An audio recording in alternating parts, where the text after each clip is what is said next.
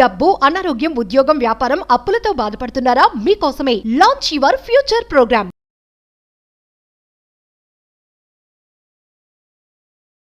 నమస్తే కళ్యాణ్ గారు. నమస్తే జయ గారు. కళ్యాణ్ గారు, శిల్ప అనే ఒక అమ్మాయి మనకి మెయిల్ చేసిందండి. రిలేషన్షిప్స్ గురించి. తను ఏదో రిలేషన్లో ఉంటుంది, దాన్ని కంటిన్యూ చేయాలా, ఆగిపోవాలా? అయ్యో, ఒక ప్రశ్నార్థకం.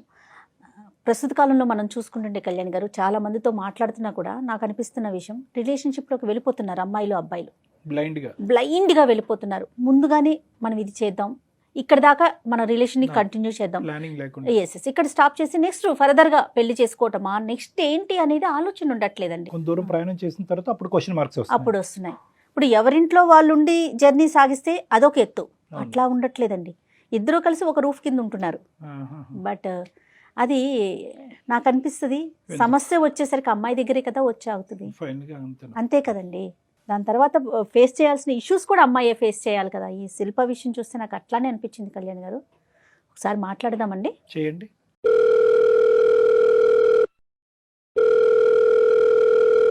హలో హలో, నమస్తే అండి, శిల్ప గారా? అవునండి, నమస్తే అండి, నేను జయానండి, అందమైన జీవితం ప్రోగ్రామ్ నుంచి మాట్లాడుతున్నా, సుమన్ టీవీ నుండి.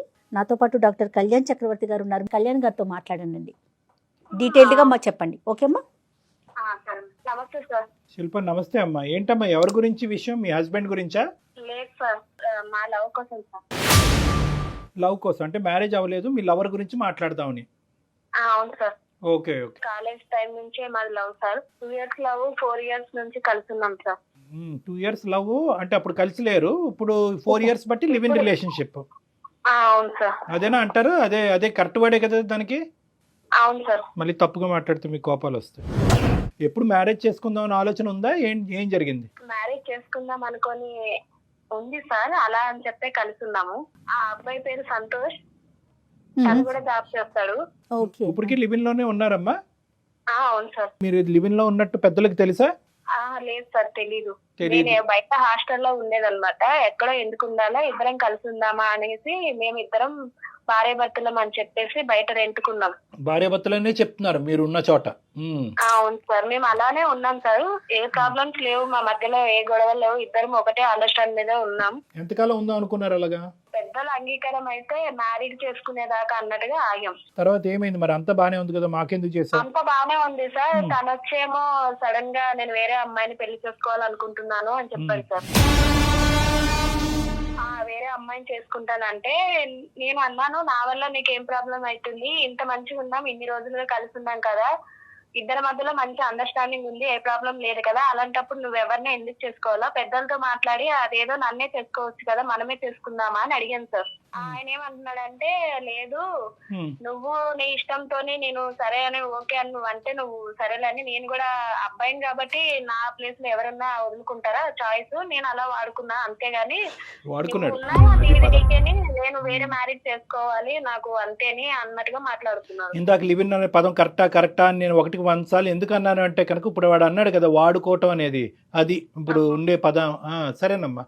సో ఇప్పటి వరకు ఈ 4 years బట్టి నిన్న ఆ పదం అమ్మా అంటే మీ రిలేషన్షిప్ కి అతను పెట్టే పేరు అదా? అలానే అనుకుంటున్నా సార్. మరి అబ్బాయి పేరు అలానే పెట్టినట్టున్నాడు. లాస్ట్ లో ఇప్పుడు కలిసి ఉందామా అన్నప్పటికీ లేదు నేను వేరే పెళ్లి చేసుకోవాలనుకుంటున్నాను అంటున్నాడు సార్. నాకేమో అతనితోనే ఉండాలి, నాకు అతనే కావాలి అనుకుంటున్నాను, ఆ అబ్బాయి వద్దనుకున్నాడు. కానీ దేనికైనా ఒకటి కదమ్మా శిల్ప, దేనికైనా అసలు స్టార్టింగ్ మీరు ఎటువంటి అంగీకారంతో మొదలు పెట్టారు ఈ ప్రయాణం అనేది? 2 years పాటు రిలేషన్షిప్ అంటే కనుక ఎంతో కొంత బాండింగ్ అనేది ఏర్పడి ఉంటుంది. సడన్ గా రిలేషన్షిప్, లివ్ ఇన్ రిలేషన్షిప్ అనుకున్నారు. సరే, ఇప్పుడు ఉండేటటువంటి ఈ కాలంలో ఇది ఒక కొత్త తరహా అనుకోండి, పాత తరహా అనుకోండి, ఏదన్నా ఎవరికి తప్పుగా అనిపించట్లేదు, మీరు కంటిన్యూ అయ్యారు. కానీ ఒకప్పుడు పెళ్లి ఎప్పుడు చేసుకోవాలని అప్పుడు అనుకున్నారు, ఏ స్థాయిలో ప్రామిస్ చేసుకున్నావు? ఒకప్పుడు అన్ని కలిసి రాకపోతే కనుక విడిపోవాలన్న ఆలోచన కూడా అప్పుడు వచ్చిందా? లేదు సార్, ఇప్పటిదాకా మాకు అసలు ఆలోచన రాలేదు. కాకపోతే ఆ అబ్బాయి సడన్ గా ఈ మాట అనే వరకు నాకేం అర్థం కాలేదు. సో మొదటి నుంచి ఎవరికి వాళ్ళు ఎజ్యూమ్ చేసుకున్నారు, అయిపోయింది ఇలాగే ముందుకెళ్ళిపోద్దని. అతను ఏం ఎజ్యూమ్ చేసుకున్నాడో మనకు తెలియదు, కానీ నువ్వు మాత్రం బలంగా ఎజ్యూమ్ చేసుకున్నావు. నేను బలంగా అనుకున్నాను, కుదిరితే అందరినీ ఒప్పించుకుందామని కూడా అనుకున్నాను. మరి ఎప్పుడు ఈ అందరినీ ఒప్పించుకోవటం అనేది, ఇదంతా ఈ కొబ్బరికాయ ఎప్పుడు కొడదాం అనుకున్నావు? ఇంకా ఎంతకాలం? 4 సంవత్సరాలు అయింది కదా. అంటే ఈ అబ్బాయి అటు సైడ్ నుంచి యాక్సెప్ట్ చేయట్లేదు సార్. ఇంట్లో చెప్పాలి, నేను ఒప్పిస్తాను, తర్వాత మాట్లాడదామా అన్నాడు. మరి ఇప్పుడు అతను ప్రేమించే అమ్మాయిని యాక్సెప్ట్ చేస్తారంట అటువైపు? వాళ్ళు చేసినా ఇప్పుడు ఈ అబ్బాయి నేను చేసుకోను, నేను వేరే వాళ్ళని చేసుకుంటాను అన్నట్టుగా మాట్లాడుతున్నారు సార్. మరి అంటే ఇన్ని సంవత్సరాల నుంచి నీతోనే ఉన్నాను, నాకు కూడా ఇక నాకు బోర్ కొట్టేసింది, నాకంటూ ఇంకొక అమ్మాయి ఉండాలి, సో ఇలానే ఉన్నా కూడా నేను ఇంకొక అమ్మాయిని పెళ్లి చేసుకోవాలనుకుంటున్నాను అన్నట్టుగా మాట్లాడాడు. సో అతని కాన్సెప్ట్ ఏంటంటే ఇక్కడ లివ్ ఇన్ రిలేషన్షిప్ ఇలా కంటిన్యూ చేద్దాం, మ్యారేజ్ మాత్రం వేరే చోట చేసుకుంటాం, వేరే అమ్మాయిని వేరే చోట. బాగుంది. అలాంటి వ్యక్తితో నువ్వు 4 years పాటు జర్నీ చేసావు. బేసిక్ ఎథిక్స్ మోరల్ వాల్యూస్ లేనటువంటి వ్యక్తితో నువ్వు హస్బెండ్ కింద ఊహించేసుకున్నావు, ఈ ప్రేమ కాస్త పెళ్ళి అయిపోద్దని ఊహించేసుకున్నావు, తల్లిదండ్రులకు ఎవరికి చెప్పకుండా చుట్టుపక్కల ఇరుగు పరుగు వాళ్ళందరికీ కూడా మీరిద్దరు వైఫ్ అండ్ హస్బెండ్ గా అందరికీ కళ్ళు గప్పి ఒక దొంగ ప్రయాణం అనేటటువంటిది కంటిన్యూ చేస్తూ నీ గొంతలో నువ్వే తవ్వుకుని పడబోతున్నావు అమ్మా. మళ్ళీ ఇంకా పైపెచ్చి అతనే కావాలని అడుగుతుంది ఆ అమ్మాయి, నేను అతన్నే చేసుకోవాలని కోరుకుంటున్నాను. ఏం మోరల్స్ ఉన్నాయి ఇక్కడ, ఏం ఎథిక్స్ ఉన్నాయి చెప్పండి. అతను డబుల్ మీనింగ్ చూడండి ఇక్కడ. నీ దారి నువ్వు చూసుకో, మన లివ్ ఇన్ రిలేషన్షిప్ వరకే ఇది అనుకున్నామే కానీ ఇది గ్యారంటీగా పెళ్ళి అవుతుంది అనేది నేను అప్పుడు ప్రామిస్ చేయలేదు అనేది ఒక ఎత్తు. అలా కాకుండా ఇప్పుడు ఏమంటున్నాడు, నీకు నువ్వుగానే ఉండు, నేను వేరే పెళ్లి చేసుకుంటాను అంటున్నాను. అంటే నిన్నేమంటారో అక్కడ ఆలోచించుకో. అంటే ముందు దాకా అయితే అసలు నాకు డౌట్స్ రాలేదు సార్. అసలు అనుకోలేదు, ఆయన ఊహకు కూడా అట్లా అంటాడు అనుకోలేదు. ఇప్పుడే అది సడన్లీ ఆయన ఆ మాట చెప్పడంతోనే నీ బ్రెయిన్ అంతే పనిచేస్తుందని చెప్పు. అది. ఎందుకంటే ఒక మెతుకు తింటే అన్నం ఉడికిందో లేదో చెప్పచ్చు. 4 సంవత్సరాల పాటు నువ్వు ప్రేమించినటువంటి ఒక వ్యక్తిలో వేరే ఆలోచన ఉందో లేదో తెలియకుండా ఎలా ఉంటుందమ్మా? నువ్వు అంత లోతుగా అసెస్ చేయలేదు అంతే. ఆయన అంతలాగా నమ్మించాడు, అంటే నమ్మించాడో లేదో అప్పటిదాకా ఆయనకు ఆ ఊహ ఆ తాత ఉందో లేదో తెలియదు సార్, అంత నమ్మకంగా చెప్తారు. సరే అమ్మా, అందరూ అనే మాట ఇదే, చేతులు కాలేక ఆకులు పట్టుకోవటం, నమ్మించి మోసం చేశాడు అనేది ఓకే, అది అర్థం అవుతుంది. కానీ ఇప్పుడు ఇటువంటి ఆలోచన శైలితో ఉండే వ్యక్తికి మేము ఏ విధంగా నీకు న్యాయం చేయగలమని మాకు చేసావు సార్? నాకు అతనితోనే ఉండాలి, అతనికే పెళ్లి చేసుకోవాలని నేను అనుకుంటున్నాను. నాకు ఒక్క న్యాయం చేయండి సార్. 4 సంవత్సరాలు 6 సంవత్సరాలు కలిసి ఉన్నట్టుగా ఉన్నాం సార్ మేము. ఆయనతోనే నాకు అందరికీ తెలుసు కాబట్టి నేను ఆయనతోనే ఉండాలనుకుంటున్నాను. అది కరెక్టేనమ్మా, కానీ నీతో అయితే పెళ్లికి ఒప్పుకోరు, వేరే అమ్మాయితో అయితే పెళ్లికి ఒప్పుకుంటారు అని చెప్పి మొత్తం అంశం అంతా పేరెంట్స్ మీద తోసేస్తే అప్పుడు మన పరిస్థితి ఏంటి? అన్ని తెలిసే ఈ అమ్మాయి దిగిందండి, ముందే వార్నింగ్ ఇచ్చాను, ఈ అమ్మాయికి అవుతే అవ్వచ్చు, లేకపోతే ఎవరి దారి వాళ్ళు అప్పుడు చూసుకోవాలి అనే మాట నేను ముందే చెప్పాను అనే మాట సహజంగా అంటారు. అప్పుడేమంటాం? మీరే ఏదో ఒకటి చెప్పి ఏదో చెప్పాలి. అది మీరు భార్యాభర్తలుగా మీరిద్దరు ఇష్టంతో ఉన్నందుకు ఏమో నాకు అసలు ఆ డౌట్లే, అసలు అనుమానం వచ్చేలాగా అసలు ప్రవర్తించలేదు కదా మేడం నా దగ్గర. ఇది అటర్ ఫూలిష్. అంటే మేము ఇన్ని సంవత్సరాలు కలిసి ఉండే వరకు అనుకోకుండా నాకు ప్రెగ్నెన్సీ కూడా వచ్చింది. ఇప్పుడే ఎందుకు ఏంటి అనుకొని మేము అది కూడా తీసేసుకున్నాము. ఒక్కసారమ్మా ఈ లివింగ్ రిలేషన్షిప్స్లు, ఈ గుడ్డిగా ప్రేమించేటాలు, క్షణికావేశంలో నిర్ణయాలు తీసేసుకుని జీవితాన్ని ఇలాగే ఉండిపోద్దని కలగనుకుంటూ అందులోనే కొట్టుకుపోటాలు, ఈ యువతరానికి ప్రత్యేకంగా నేను చెప్పేటటువంటి మెసేజ్ ఏంటంటే ఒక్కసారి ఆలోచించండి, మీ వయసుకు తగ్గట్టు ఆలోచించండి. మీ జీవితానికి సంబంధించినటువంటి కొన్ని నిర్ణయాలు తీసుకోవటానికి కొంతమంది పెద్ద మనుషులు ఉన్నారు. ఆ పెద్ద మనుషులకు అది వదిలేసేయండి. మీకు మీరుగా ఇక్కడ బాగుంది అనుకుని అందులో కొట్టుకుపోయి 4 సంవత్సరాల తర్వాత ఇక్కడ కూర్చుని జీవితం సర్వనాశనం అయింది, ఏం చేయండి నేను పిచ్చిదాన్ని అయిపోయానంటే కనుక ఎవరు మాత్రం కాపాడతారు? చేతులు కాలిపోయిన ఇప్పుడు ఆకులు పట్టుకుంటే ఏం లాభం? ఏదేమైనా నేను సంతోషం వదులుకోవాలని సార్. కాదమ్మా, అసలు మీ తొందరపాటు, నీ అనాలోచితం, నీ పిచ్చితనం, ఇంకా ఎన్ని పదాలు వాడాలో అన్ని పదాలు నీ మీద వాడతాను, ఏమనుకోవద్దు. అసలు నీకంటూ ఒక కుటుంబం, ఒక తల్లిదండ్రులు, ఒక లెక్క, ఒక పత్రం, ఒక భవిష్యత్తు, ఒక ఆడపిల్లవి సమాజంలో జాగ్రత్తగా ఉండాలనే మినిమం కామన్ సెన్స్ ఉందమ్మా. ఇది నీకు కాదు అవమానం. అనవసరంగా మీ తల్లిదండ్రులు పెంచినటువంటి తల్లిదండ్రులు ఏ నుయ్యో గొయ్యో చూసుకుని చనిపోయేటటువంటి పరిస్థితి ఇది 4 గోళ్ల మధ్యన ఇప్పుడు మాకు ఫోన్ చేసావు కాబట్టి ఈ విధంగా మనం మాట్లాడుకుంటున్నాం. కానీ ఒక్కసారి కళ్ళు ముంచుకుని మీ అమ్మ నాన్నకి ఈ విషయం తెలిస్తే ఏమవుతుందో ఒక్కసారి ఊహించుకో. ఎప్పుడన్నా అనుకున్నావా? మీ ఇష్టమేనమ్మా, కలిసి ప్రయాణాలు చేయటం మీ ఇష్టమే, లివ్ ఇన్ రిలేషన్షిప్ మీ ఇష్టమే, ప్రెగ్నెన్సీలు అయిపోవటాలు, తీయించేటాలు, లోకం అంతటికి మేమిద్దరం భార్యాభర్తలైన అబద్ధపు మాట చెప్పుకుని ముందుకు వెళ్ళిపోవటం, అంటే ఎక్కడో కూడా రిస్క్ అసెస్మెంట్ అనేది లేదు. వీడు ఉంటాడా ఓడతాడా అనేది ఎక్కడో కూడా 0.1% కూడా నువ్వు ఆలోచించలేదు. ఇప్పుడు ఏంటంటే ఏదో విధంగా కలిపేసేయండి. ఇప్పుడు ఆ అబద్ధాన్ని నిజం చేసుకోవాలి అంతే.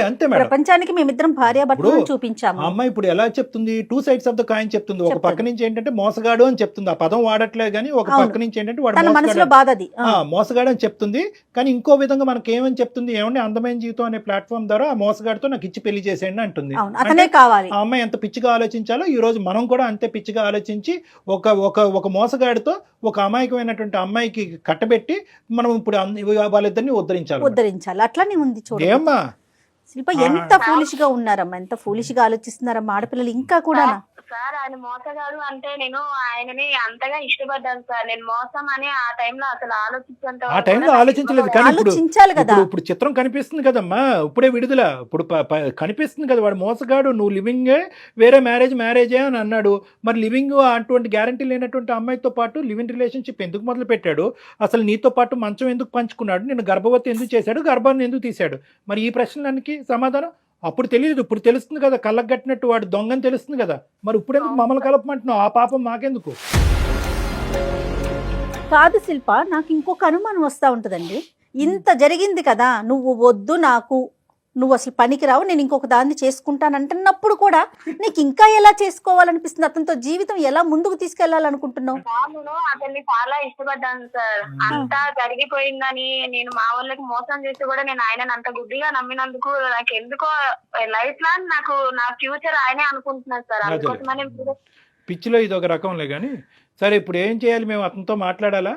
అవును మాట్లాడాను సార్. మాట్లాడి మీరే ఏదో ఒకటి చెయ్యండి సార్. ఏం చేస్తావు, నువ్వు ఏం చెప్తే అది చేస్తాం. ఇప్పుడు నువ్వు చెప్పినట్టు మేము మాట్లాడాలా, బాబు ఆమెని యాక్సెప్ట్ చెయ్యి, నువ్వు ఎవరినో వేరే అమ్మాయిని ఊహించుకుంటున్నావు అంటే ఆ అమ్మాయిని పక్కన పెట్టు అని చెప్పాలా, లేదంటే ఆ అమ్మాయి ఉన్నా కూడా ఈ అమ్మాయిని చూసుకో అని చెప్పాలా? సార్ మీరు మాట్లాడిన తర్వాత విన్నాక మీకు తెలుస్తుంది కదా, మీరే ఏదో ఒక న్యాయం చేయండి సార్. తోసే మొత్తం అంత మా మీద. ఒకసారి మాట్లాడదామమ్మా, కానీ న్యాయం చేయండి. ఇలాంటి దయచేసి పెద్ద పెద్ద మాటలు మాట్లాడొద్దమ్మా.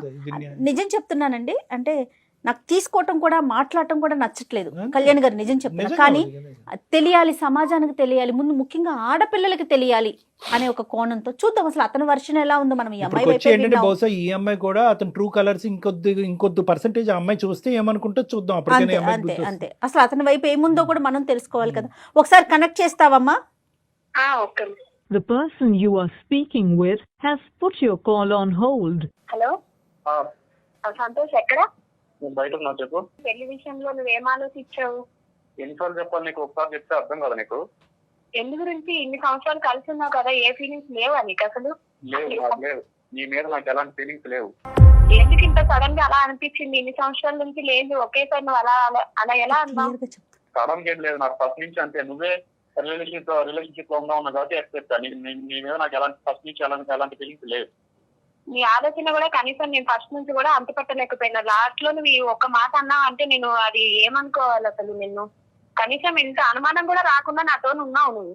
ఉన్నా కరెక్టే, బట్ ఇప్పుడు నాకు నువ్వు నచ్చట్లేదు. ఎందుకో నీ మీద ఫీలింగ్స్ ఎలాంటి ఫీలింగ్స్ లేవు. ఫీలింగ్స్ లేకుండా పెళ్లి చేసుకోవడానికి కరెక్ట్ కాదు కదా. ఫీలింగ్స్ లేదు పెళ్లి చేసుకోవడానికి అని అంటే మరి ఇన్ని రోజులు నాతో ఎలా ఉన్నావు, కలిసి ఉన్నావు, నేను ప్రెగ్నెన్సీ అయ్యాను, ఇలా తీసుకున్నాను, మరి ఏది కనీసం ఒక మూలాకైనా నీకు కనీసం ఉండాలి కదా ఫీలింగ్. రీజన్ ఏంటి అసలు? మన రిలేషన్షిప్ లోకి వెళ్ళే ముందు ఎప్పుడైనా నేను పెళ్లి చేసుకుంటాను చెప్పాను, చెప్పలేదు కదా. నువ్వు చెప్తావు చెప్పలేదు, ఎప్పటికైనా ఉంటామా అని అనే ఒక ఆలోచనతోనే కదా ఉన్నాం. అది నీ పర్సనల్ ఒపీనియన్, నా ఒపీనియన్ నేను చెప్పలేదు కదా నీకు ఎప్పుడు. నువ్వు చెప్పలేదనంటే నేనే మోసపోయానా నిన్ను నమ్మి? అది నువ్వు ఆలోచించుకోవాలి. సరే అయితే ఇక నువ్వు ఇలా మాట్లాడుతున్నావు కదా, నేను సుమన్ టీవీకి సంబంధించి మెయిల్ చేశాను, సార్ లైన్ లో ఉన్నారు, మేడం ఉన్నారు, ఒకసారి నువ్వు మాట్లాడు. నువ్వు ఎవరితో చెప్పించినా, ఎంత మందితో చెప్పించినా నేనైతే నిన్ను చేసుకోని చెప్పేసి నీకు స్ట్రైట్ ఫార్వర్డ్ గా రోజు చెప్పేశాను. నువ్వు ఎవరితో మాట్లాడి నేను చేసుకోను. సంతోష్ గారు నమస్తే అండి, నా పేరు డాక్టర్ కళ్యాణ్ చక్రవర్తి, నాతో పాటు జయ గారు ఉన్నారు. మేము సుమన్ టీవీ అందమైన జీవితం నుంచి మాట్లాడుతున్నాం. ఒక్కసారి ఓపిక్గా నేను ఒక 1 minute మాట్లాడతాను, వింటారా సంతోష్ గారు? ఇప్పుడు ఏంటంటే ఆవిడ అదే, ఇప్పుడు మా ప్రాబ్లం ఏంటంటే గర్ల్ ఫ్రెండ్ అనాలా, భార్య అనాలా, ఏమనాలో తెలియనటువంటి శిల్ప అనేటటువంటి అమ్మాయి ఈరోజు ఒక మనోవేదంతో చెప్పుకోవటానికి మనుషులు లేక కర్మకాలి మాకు ఫోన్ చేస్తుందండి. నిజంగా కర్మకాలి అనే మాట అనాలి, ఎందుకంటే కుటుంబం ఉంది కానీ ఎవరూ లేని అనాథ పిచ్చి అమ్మాయి.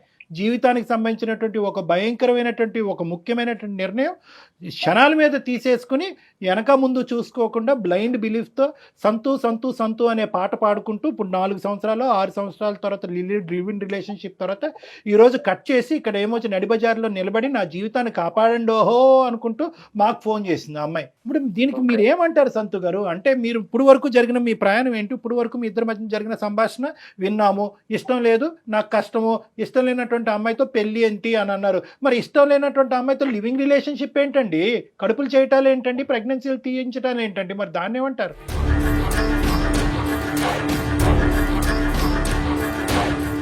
జనరేషన్ లో అందరూ చాలా ఫాస్ట్ గా ఉన్నారు. లేదండి, ఎవరు ఫాస్ట్ గా లేరండి.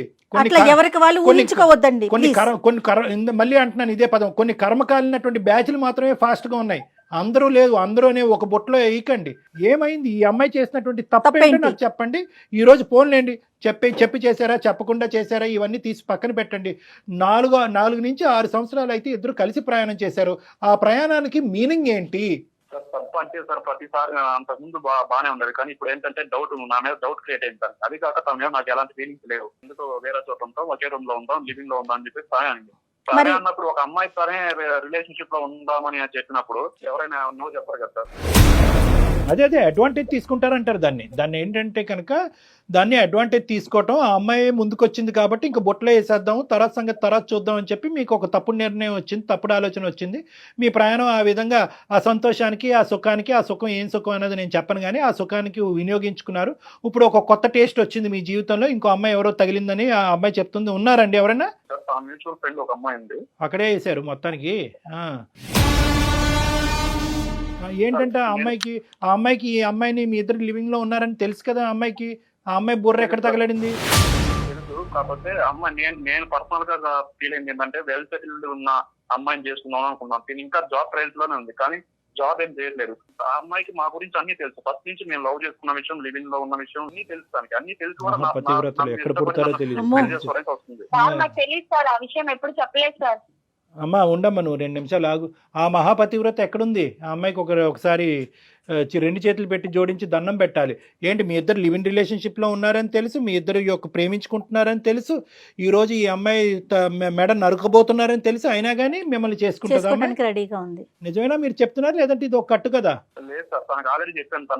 తన మీద నాకు ఎలాంటి ఫీలింగ్స్ లేవు. కాబట్టి తనకు ఇష్టపడింది కాబట్టి, తన కోసం నేను రిలేషన్షిప్ లో ఉన్నాను కాబట్టి తన మీద నాకు ఎలాంటి ఫీలింగ్స్ లేవు అని చెప్పి తనకు చెప్పాను. తను ఓకే సరే ఇదంతా ఈ రోజుల్లో కామనే కదా, నువ్వంటే మనకు పెళ్లి చేసుకుంటాం, తను అవాయిడ్ కాదు, నీ ఇష్టం, తను ఏం చేసుకుంటావు నువ్వే అని చెప్పేసి నాకు సజెషన్ ఇచ్చింది. 4 ఏళ్ళు మరి ఎందుకు కలిసి ఉన్నారు? మీ బుద్ధి ఏమైంది?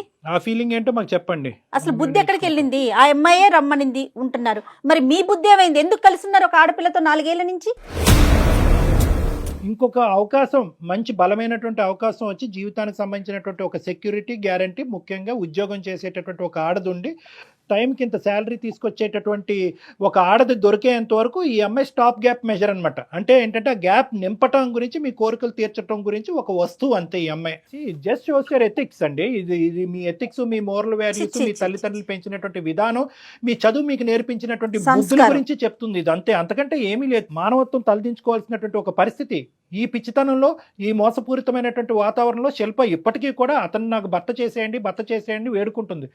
ఎందుకు వేడుకుంటుందో నాకు అర్థం కావట్లేదు. క్లియర్ కట్గా మీరేమన్నారు, ఇప్పుడు వరకు మోసం కావాలంటే ఇంకా మోసం చేస్తూనే ఉంటాను, నువ్వు అదే ఇంట్లో ఉండు, మనం నిన్ను మోసం చేస్తూ లివింగ్ రిలేషన్షిప్లో ఉంటాను, మ్యారేజ్ అనేది వేరే చాట్ చేస్తూ ఉంటానని అన్నా కూడా అయినా కానీ అమ్మాయి మిమ్మల్ని కావాలని అనుకుంటుంది. ఏంటి పిచ్చితనం, ఏంటి వెరితనం, నాకు అర్థం కావట్లేదు. ఎప్పుడు చెప్పారు?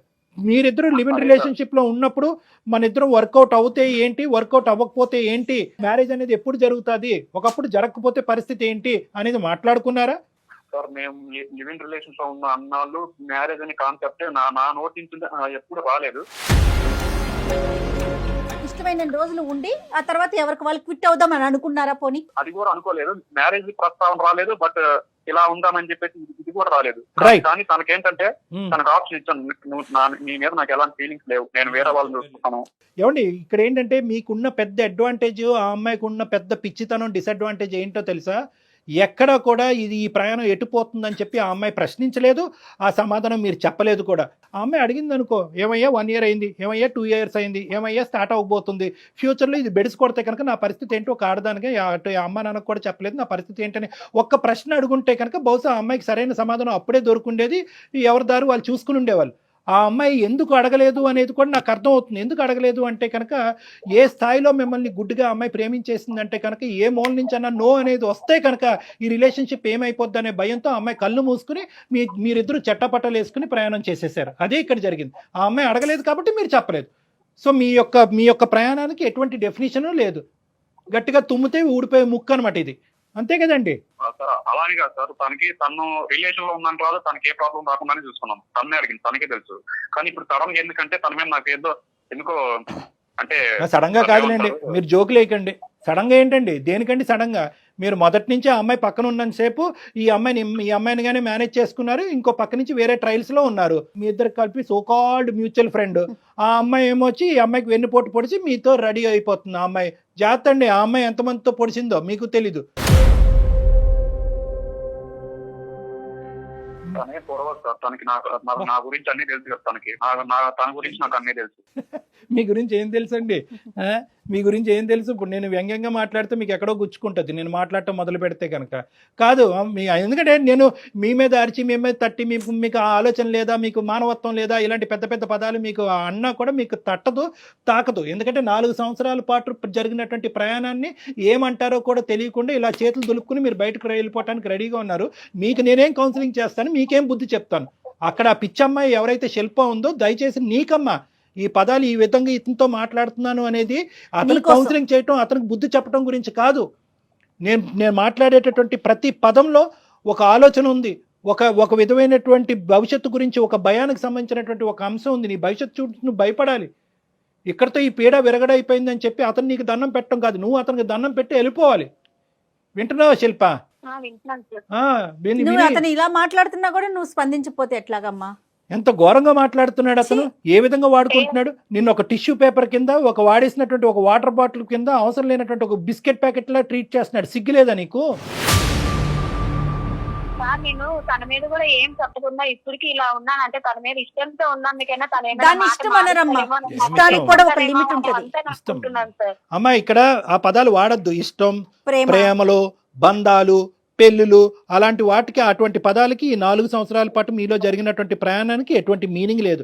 సంతోష్ ఏం ఆలోచిస్తున్నావు సంతోష్? ఇంతమంది ఇంతలా చెప్తున్నారు అంటే అది నీకు సంబంధించి నాకు సంబంధించింది, నీకేం తెలియడం లేదా సంతోష్? లివింగ్ రిలేషన్షిప్ మైండ్ ఇదేంటి, కొంతకాలం బ్రేక్ చేస్తాం, నచ్చితే చేసుకుంటాం, లేదంటే లేదు. ఫుల్ క్లారిటీ ఉంది. నాతో నీకు బోర్ కొట్టింది, నీకు నచ్చింది, నచ్చలేదని మాట్లాడితే రేపటి రోజు నీకు వచ్చే కట్టుకున్న భార్య ఇలానే ఉంటదంటే ఇంకో అమ్మాయి దగ్గరికి అలానే వెళ్ళిపోతావా?